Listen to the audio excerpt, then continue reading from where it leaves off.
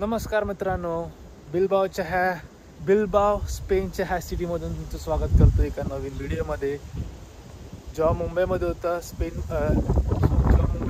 तेव्हा marine ड्राईव्हचा view सगळ्यात best वाटायचा. पण आता जेव्हा मुंबईच्या बाहेर आला तेव्हा मला कळलं की दुनिया खूप मोठी आहे आणि फिरलं तर आपल्याला जग कळते, फिरलं तर आपल्याला नॉलेज भेटते दुसऱ्या जागेबद्दल. जग खूप सुंदर आहे आणि ही जागा तुम्ही बघू शकता. स्पेनची ही एक सिटी आहे बिलबाओ. कशी मेंटेन केली आहे, केवढी साफसफाई आहे आणि आपल्याला ह्याच्यातून काहीतरी शिकण्यासारखं आहे. आपल्याकडे एकच आहे मरीन ड्राईव्ह, ते सुद्धा एवढं क्राऊडेड असते, कधीही गेलं तरी उभं राहायला तिकडे जागा नसते. पण इकडे तुम्ही बघा, मी तुम्हाला व्ह्यू दाखवतोय. माझ्या पाठी बघा, हा व्ह्यू आहे ह्या सिटीचा, बिलबाओचा. हे फक्त एक टॉप ऑफ द माउंटन आहे, पण इन डिटेल मी तुम्हाला व्ह्यू दाखवतो. चला, लेट्स गो. तर हा त्या लोकांनी एक टुरिस्ट पॉईंट केलेला आहे, कारण इकडून पूर्ण सिटी दिसते त्यांची. फुटबॉल स्टेडियमपासून बाकी सर्व जे आहे, ओल्ड सिटी, न्यू सिटी, सर्व ह्या व्ह्यू पॉईंटवरून दिसते. तर टुरिस्ट आले की ते लोक इकडे घेऊन येतात, कारण इकडून सिटीचा पूर्ण व्ह्यू दिसते आणि नंतर ते लोक त्यांना खाली घेऊन जातात फिरण्यासाठी.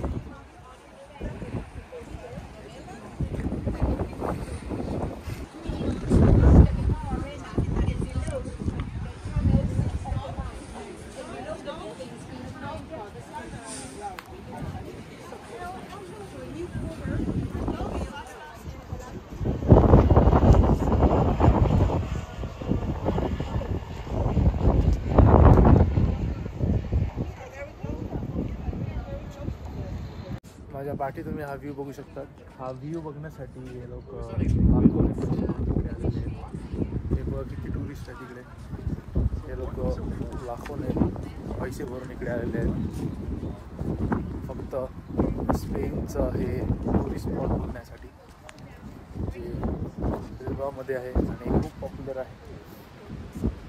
हे बघा, आता हे आहे इकडचं ट्रेडिशनल फूड. ट्रेडिशनल फूडमध्ये आपल्याकडे कसं वडापाव वगैरे भेटते, तसं हे इकडे ह्यांचे ओव्हन बेक्ड फूड असते, थोडं वेगळं असते, पण स्पेनचं ट्रेडिशनल फूड आहे. इकडचं आर्किटेक्चर मला खूप आवडलं. इकडच्या बिल्डिंग मॉडर्न सिटी आहे.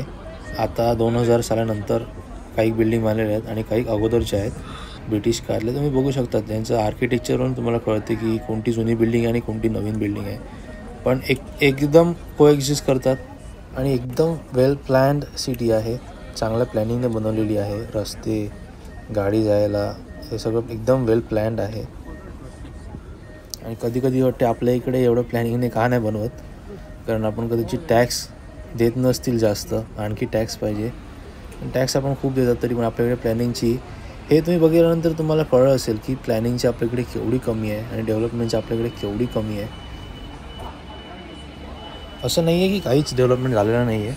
आपल्याकडे पण खूप सिटी आहेत ज्या खूप डेव्हलप झालेल्या आहेत, पण ऑफकोर्स टायर 2, टायर 3मध्ये एवढं डेव्हलपमेंट पोहोचलं नाही आहे आणि मला तरी वाटतं ते पोहोचेल हळूहळू. आता मी मॉलमध्ये आलेला, तर मॉलची इकडचं एक छोटीशी झलक.